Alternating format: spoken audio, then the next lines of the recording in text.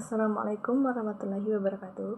Perkenalkan, nama saya Ina Kirana dari program studi Pendidikan Anak Usia Dini. Di sini saya akan menjawab pertanyaan dari tugas 1 tentang pembelajaran dari sejarah Pancasila bagi generasi muda, yaitu saya mengambil tema mengenai perkembangan Pancasila dari konteks sejarah dari masa ke masa, dari awal kemerdekaan sampai masa reformasi.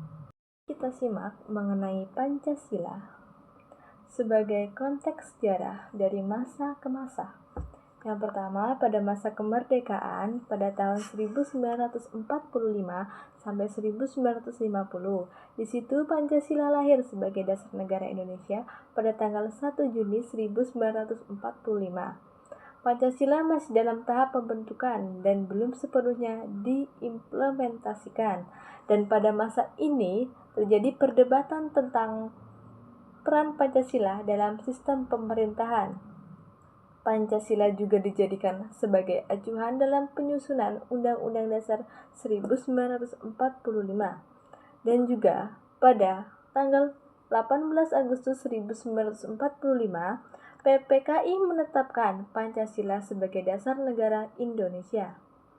Nah, yang kedua, itu pada masa Republik Indonesia Serikat pada tahun 1950 sampai 1959. Pada masa Republik Indonesia Serikat ini, Pancasila masih menjadi dasar negara, tetapi implementasinya masih terbatas. Pada masa ini juga terjadi perdebatan tentang peran Pancasila dalam sistem pemerintahan. Pancasila juga dijadikan sebagai acuan dalam penyusunan Konstitusi Republik Indonesia Serikat. Dan pada tahun 1955 diadakan pemilu pertama di Indonesia yang menggunakan Pancasila sebagai acuan. Di situ itu semua pada masa Republik Indonesia Serikat. Nah, selanjutnya yang ketiga itu demokrasi terpimpin pada tahun 1959 sampai 1965. Pada masa demokrasi terpimpin ini, Pancasila dijadikan sebagai ideologi negara dan dijadikan acuan dalam pengembalian keputusan politik. Pancasila juga digunakan sebagai alat untuk pembungkusan oposisi, dan pada tahun 1959, Presiden Soekarno mengeluarkan dekret presiden yang menetapkan Pancasila sebagai ideologi negara. Dan juga Pancasila pada masa ini terjadi penekanan pada aspek nasionalisme dan internasionalisme dalam Pancasila. Nah, selanjutnya yang keempat itu masa Orde Baru pada tahun 1966 sampai 1998. Oke, lanjut. Pada masa Orde Baru ini, Pancasila dijadikan sebagai ideologi negara yang mutlak dan dijadikan acuan dalam semua aspek kehidupan. Pancasila juga digunakan sebagai alat untuk pembungkam oposisi dan mengontrol masyarakat. Pada tahun 1978, pemerintah Orde Baru mengeluarkan pedoman penghayatan dan pengamalan Pancasila yang dijadikan sebagai acuan dan implementasi Pancasila. Pada masa ini juga terjadi penekanan pada aspek stabilitas dan keamanan dalam Pancasila.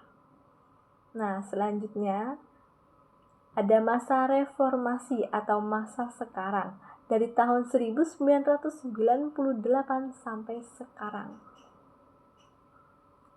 Pada masa reformasi ini, Pancasila dijadikan sebagai dasar negara yang lebih demokratis dan dijadikan acuan dalam pembentukan keputusan politik.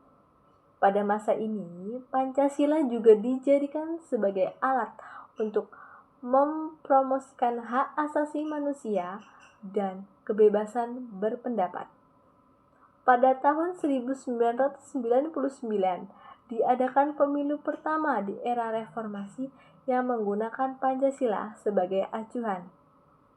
Pada masa ini, terjadi penekanan pada aspek demokrasi dan hak asasi manusia dalam Pancasila.